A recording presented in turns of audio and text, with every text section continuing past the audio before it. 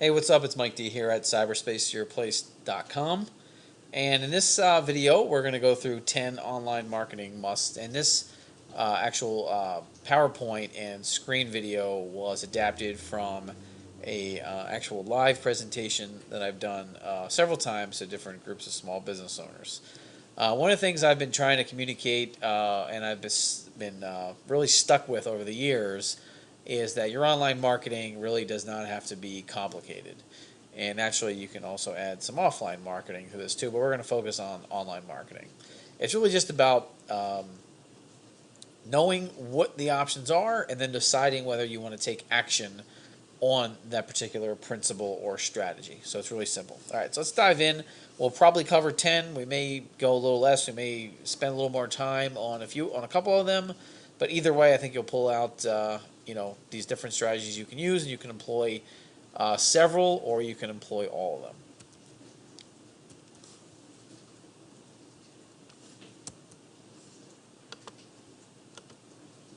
All right.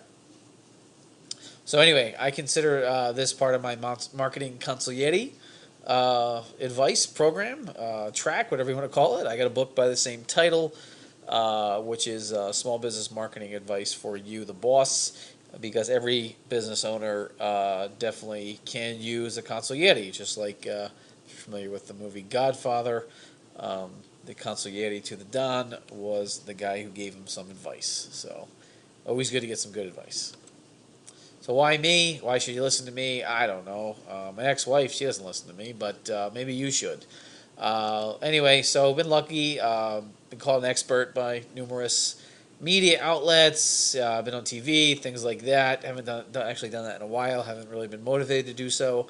Just been focusing on my clients and my company, and but it's been fun and got a lot of experience. 20 years being a business owner, working with business owners. I wrote some books, Amazon bestseller, stuff like that, endorsed by Brian Tracy.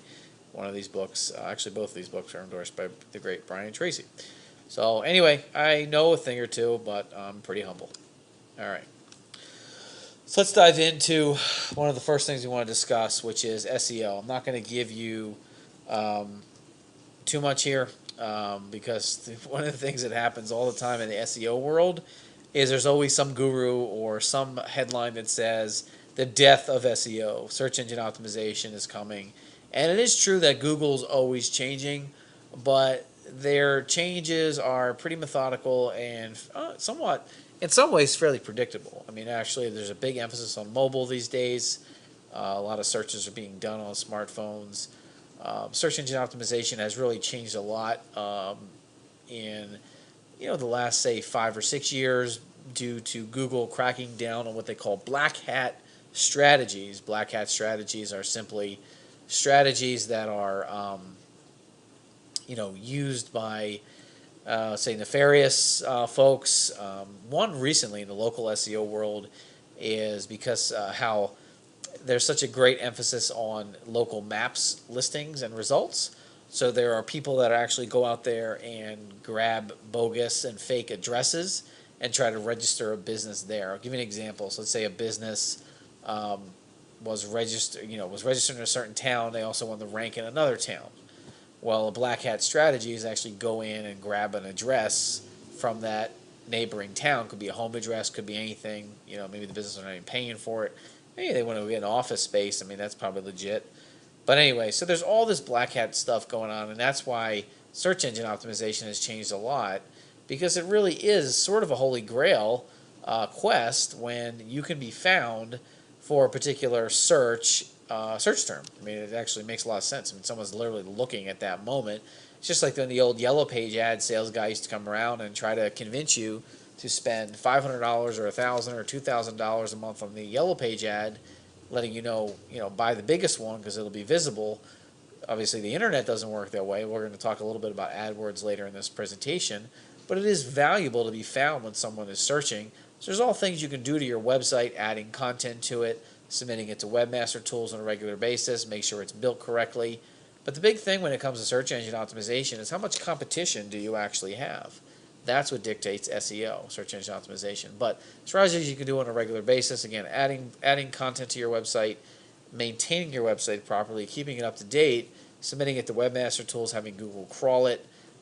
These are all things. Running ranking reports. These are all things you can do and then be proactive about.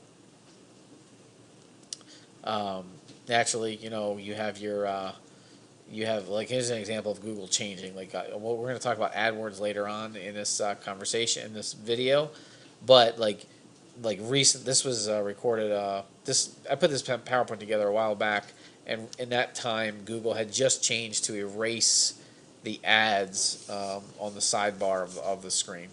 So, and they're coming out with something called RankBrain, which is, again, they're always evolving their algorithm.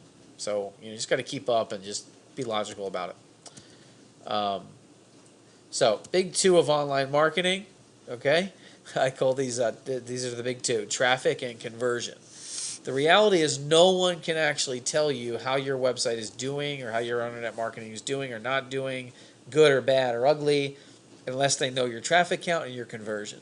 It's always sad when you see, clients or prospective clients, mainly prospective clients, they ask you questions like, hey, what will you do to make this better?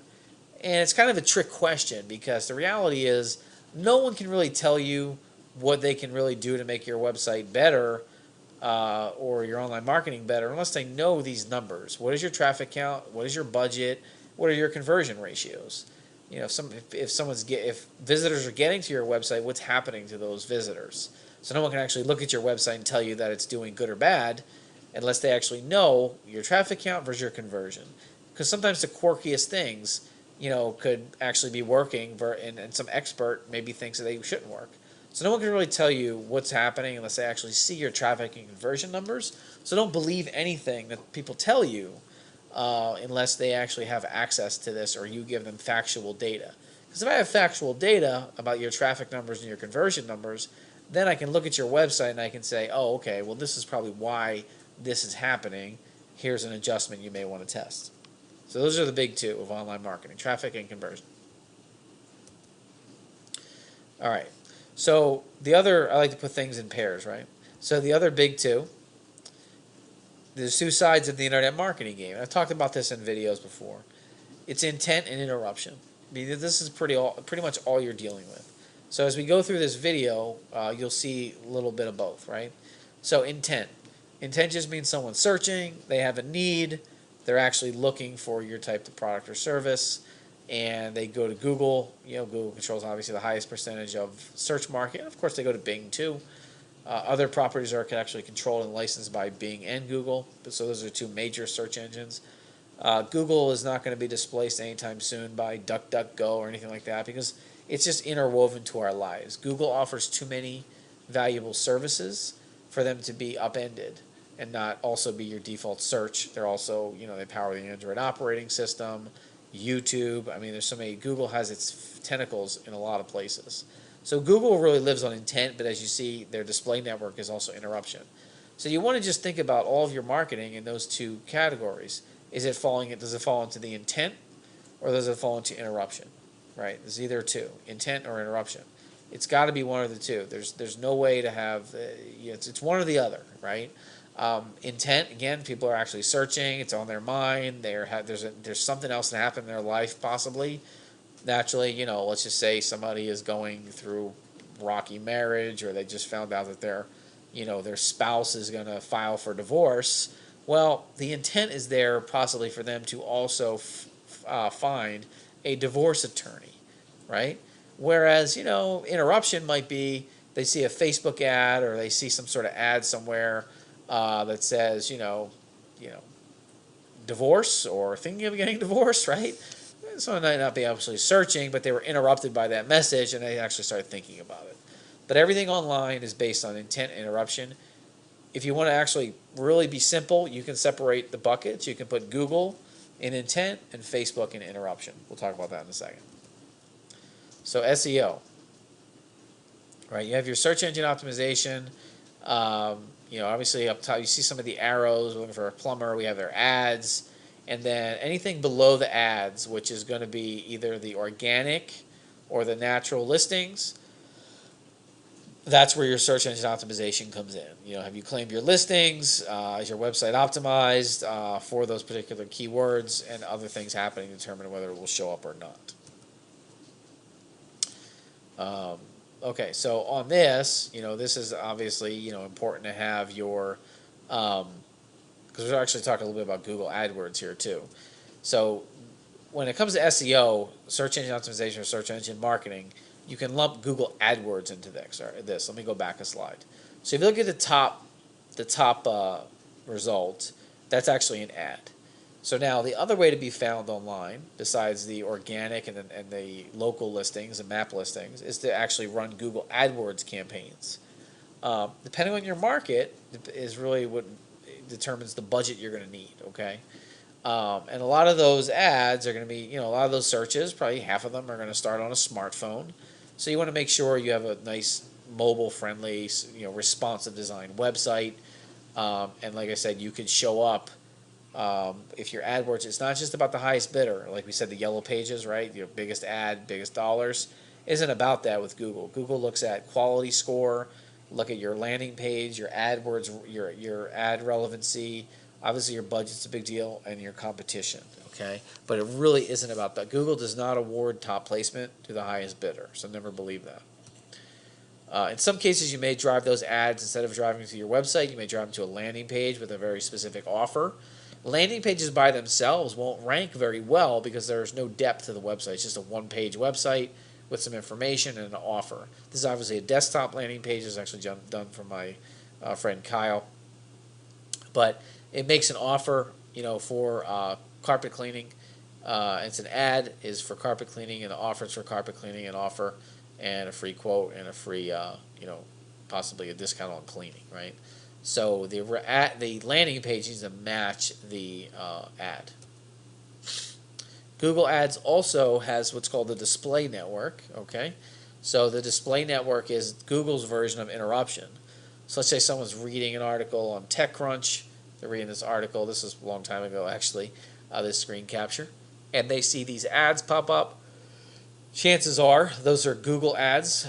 Google's display network reaches across apps. It reaches across tons of different websites and content properties online. And they'll display your ad a few different variables. So the inventory really does change, and it depends on what are you reading. But also more so nowadays, it's about your browsing history. It's about other factors where that advertiser can target you and reach you on apps and other websites you're looking at with these display ads.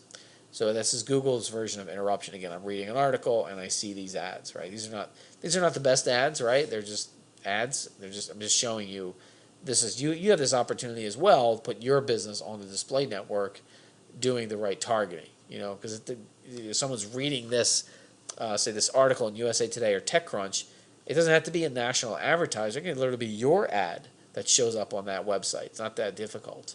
But that's the display network, and the strategies there are a lot of times for a small business, you want to run your display network ads to what are called remarketing campaigns. People have been to your website or you have their email address, you've uploaded that to Google, and you're displaying to those users.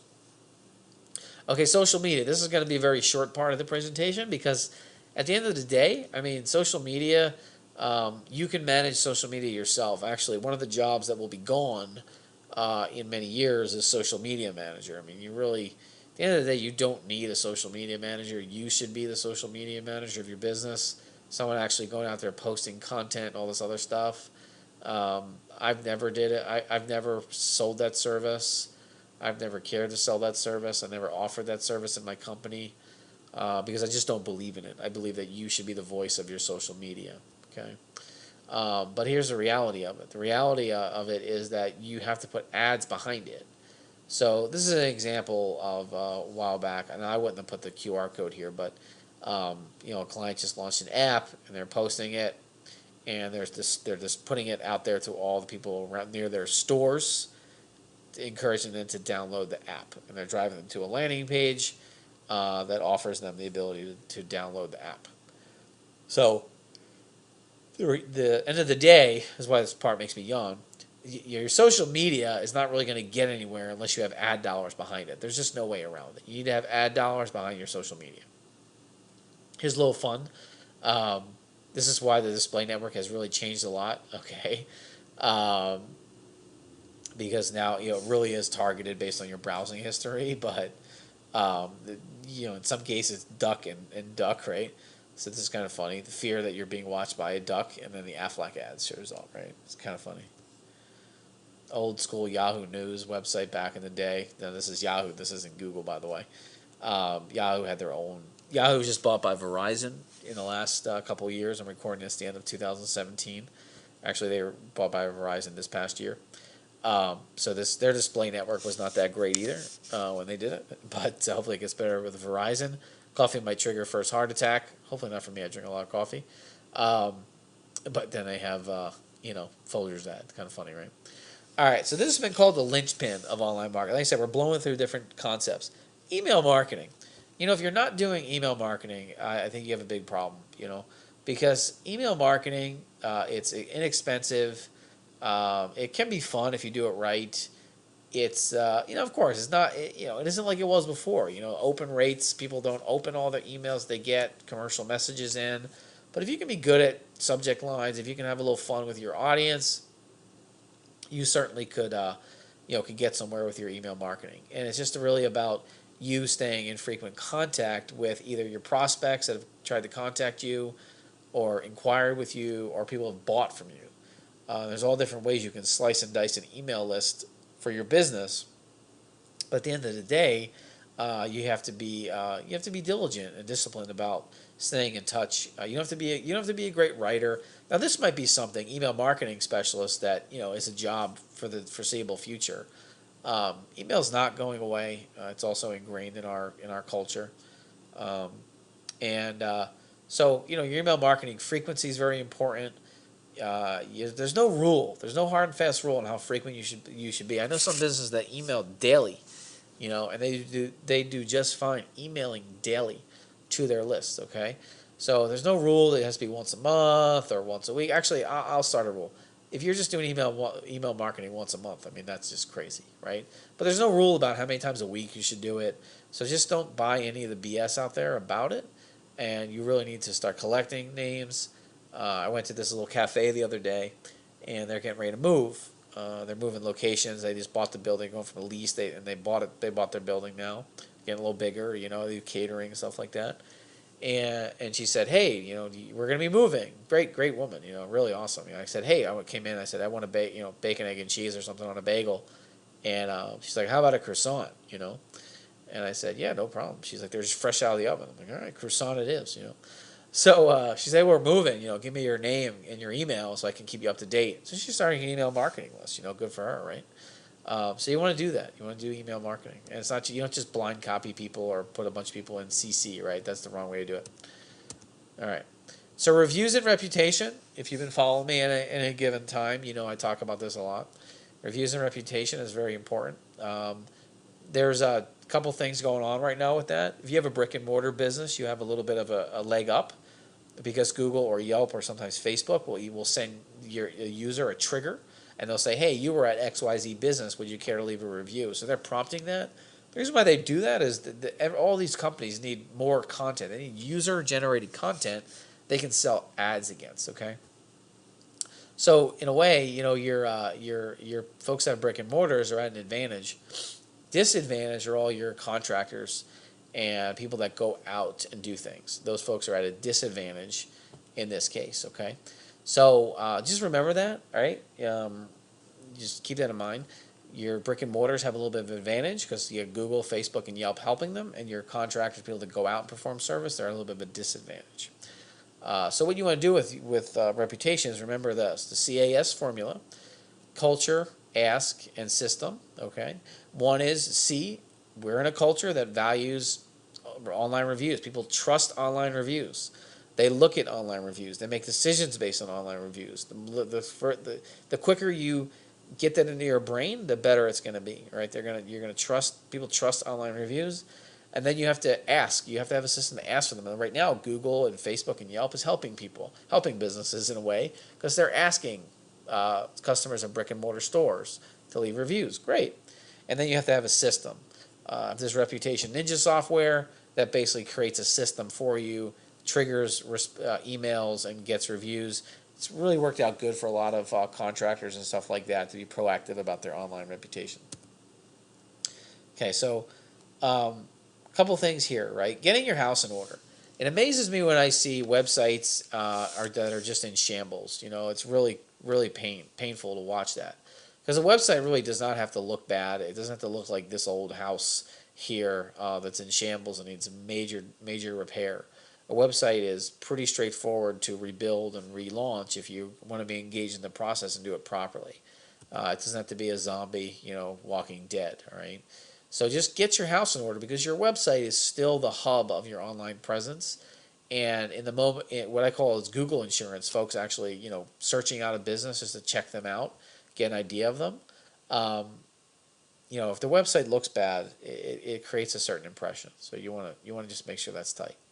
Oh, and the next version of the web, augmented and virtual reality, basically. It's already here at the time of this recording, because obviously it's not very mainstream.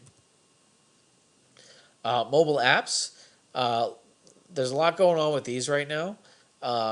Sometimes it's still relevant to build yourself a mobile app for your business that's downloadable, but websites now are also getting a little more the ability to tie into features of the phone, right? So location, and be able to send notifications from an actual website itself. So a lot of you're going to see a lot of convergence between apps and the mobile web very soon. Okay. And I just say, seriously, none of this matters unless you can sell.